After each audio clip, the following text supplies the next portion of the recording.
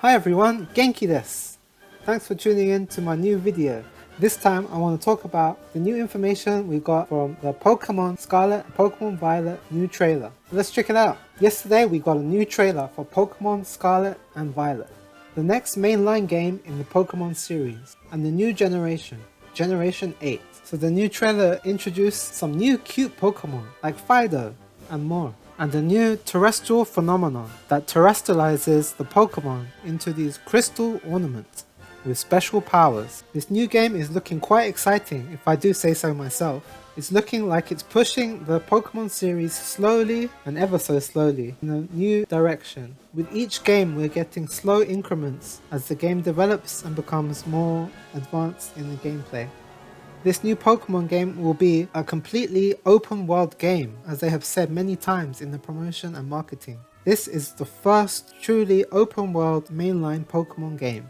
In Sword and Shield we had the wild area, which was kind of like an open area, but still they were very closed off areas that were not completely open world. They were more like open areas that we could meet wild Pokemon in and explore. For Pokemon Scarlet and Violet, it's completely open world, which you can traverse and go from town to town seamlessly in this massive environment. It looks like it will be really fun. I know still a lot of people are complaining about the graphics, the textures for example, but I don't think that's the main reason why people play Pokemon. I would love to see more advanced graphics, but I don't think it's realistic with the amount of budget they're giving these guys at Game Freak. But we can see they are slowly improving game after game. In 2020 they moved office from Carrot Tower in Sangenjaya, and they moved in together with Nintendo Tokyo in the same office. From here we could see them developing new techniques. They probably were talking and consulting with the Nintendo team that work on Zelda Breath of the Wild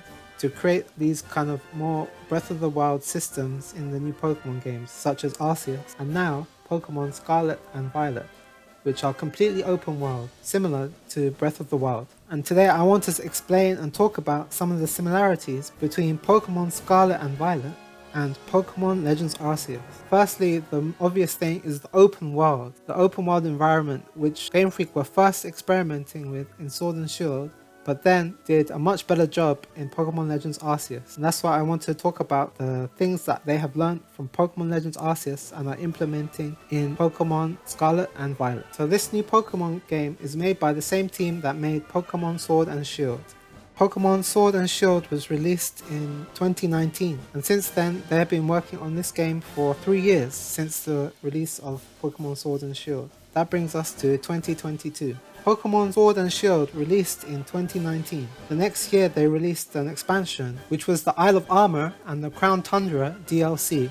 These DLCs expanded the open world gameplay much more than the original open areas and had Pokemon that would follow you behind you. Then the next year in 2021, Game Freak released remakes Pokemon Brilliant Diamond and Pokemon Shining Pearl, who were outsourced to ILCA and not made in-house at Game Freak. So that left the team that were not working on Pokemon Legends Arceus with extra time to work on Pokemon Scarlet and Pokemon Violet, and why they can come out so quickly after Pokemon Legends Arceus. Game Freak have been releasing at least one game every year, and this year it would be 3 games in the course of 1 year. With such fast development times and the amount of sales they get from each game, no wonder Game Freak are slow to change their development style. Pokemon Sword and Shield have already sold 24.5 million units, and Pokemon Brilliant Diamond and Shining Pearl, which released last year, have already sold 14.7 million units, and Pokemon Legends Arceus reached 6.5 million units in its first 2 weeks. These Pokemon games are selling like crazy, and unfortunately, Game Freak, while they're selling so much, they won't be so fast to change their development style. So the biggest similarity to Pokemon Legends Arceus are the new rides. In Pokemon Scarlet and Pokemon Violet, we have the 2 new legendary Pokemon, Koraidon and Miraidon. They both act as bikes in this new game, and they are shaped and designed to look like bikes too. Bikes have a long legacy in the Pokemon series, right from the originals, Pokemon Red, Green and Blue, back when the game first released in 1996. Ever since, we've been using bikes or other modes of transport to traverse the environments, such as using swim in the original Pokemon games to travel in the water. We also used HMs like fly to fly from town to town using the flying Pokemon in the original games. This was especially so in Pokemon Legends Arceus, where we could obtain numerous Pokemon that would help us traverse the environment in ways that we have never done before in the Pokemon games. Usually we would just ride our bikes or Pokemon cover the ground between different areas, but in Pokemon Legends Arceus we could travel freely in the environments, which had never been done before. We could climb the mountainsides, hop between land and sea riding Pokemon, and we could fly freely in the environments. This time for Pokemon Scarlet and Violet, we get these two legendary Pokemons, Koraidon and Miraidon, and they are like our all-in-one environment traversing Pokemon. There's no longer the need to switch between Pokemon for different types of traversal. They can do it all: flying, swimming, running, and climbing. This time we'll be getting these Pokemons from the beginning, so we can freely traverse the environments and go wherever we want. So this is the main similarity between Pokemon Legends Arceus and Pokemon Scarlet and Violet. The way we can traverse the environments in a similar way, and the evolution of the systems we learned in Pokemon Legends Arceus. And also the open world environments are very similar to Pokemon Legends Arceus. But one thing I don't think will continue over to Pokemon Scarlet and Violet is the battle system and the way we catch Pokemon that was in Pokemon Legends Arceus. In Pokemon Legends Arceus, we could hide in the grass, sneak behind Pokemon, and just throw the ball directly at them in order to catch them. I don't think that will be the case in Pokemon Scarlet and Pokemon Violet. They will follow the mainline game system of battling and catching Pokemon.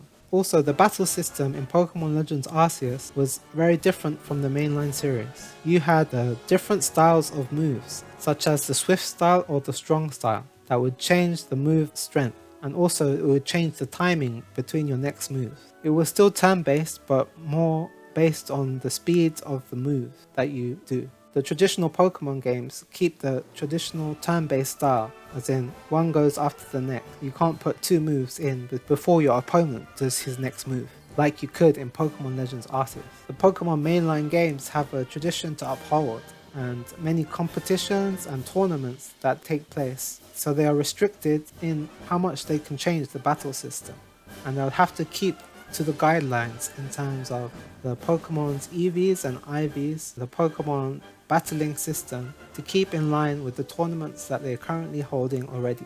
That way the Pokemon can be transferred from game to game and keep their moves and battling styles, but not radically changed, such as the battling system in Pokemon Legends Arceus. So while we're getting many things learnt from Pokemon Legends Arceus, I think the core battle system will still be the same as the traditional Pokemon games.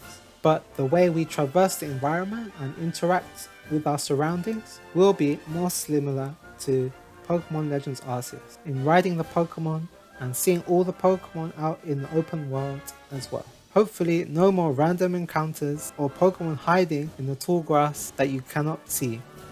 Oh, and one thing, why has Koraidon got wheels if he just runs around? I don't know what's going on. Look, he's not using his wheels!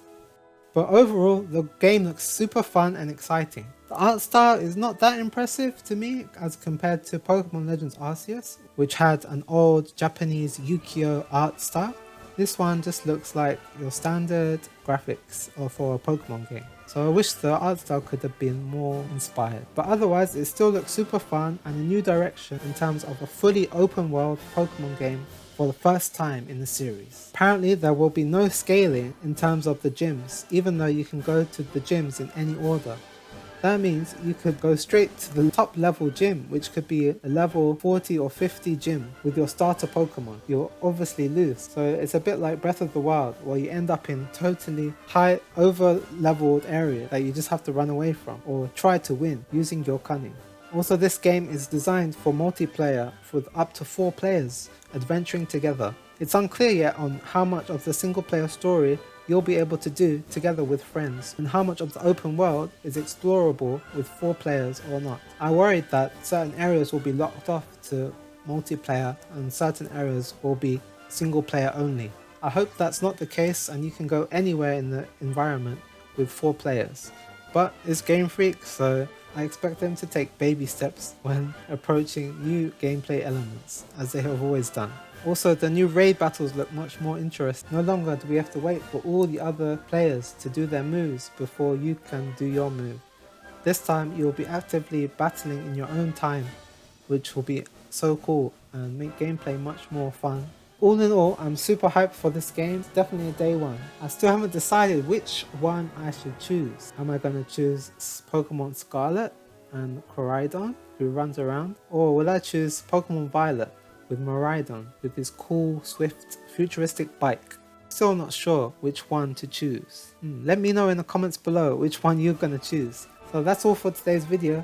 Thank you so much for listening. Please let me know what you think in the comments below. Like, subscribe, and I'll see you in the next video. Ja ne!